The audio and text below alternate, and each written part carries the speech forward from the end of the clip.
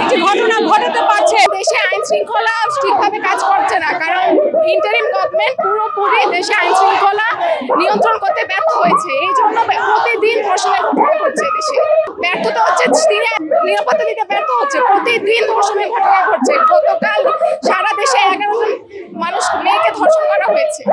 এগুলো সরকারের টনক নড়ছে না। এক কথায় হচ্ছে সরকার নারীদের ব্যাপারে সরকার পুরোপুরি চুপ। আজকে যদি ঘটনাটা অন্য জায়গায় ঘটতো ঠিকই সরকার কোনো ব্যবস্থা নিত। এতগুলো ঘটনা ঘটে গিয়েছে, আজিরা ঘটনা ঘটে গিয়েছে, সরকার কোনো পদক্ষেপ নেয়নি এখনো পর্যন্ত।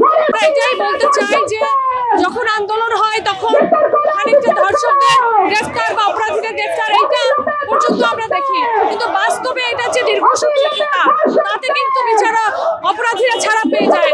আপনারা দেখেছেন যে 2016 সালে পূজার যে ধর্ষণ মামলা সেটার আসামি জামিনে ছাড়া পেয়ে গেছে।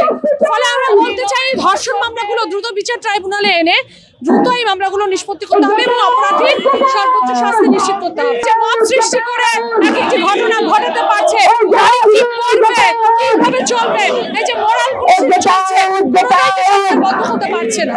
এখন এটা আসলে অনেক উন্নত রাষ্ট্রগুলোতে আসলে ধর্ষণ চলমান, কিন্তু আমরা এটা আসলে চাই না।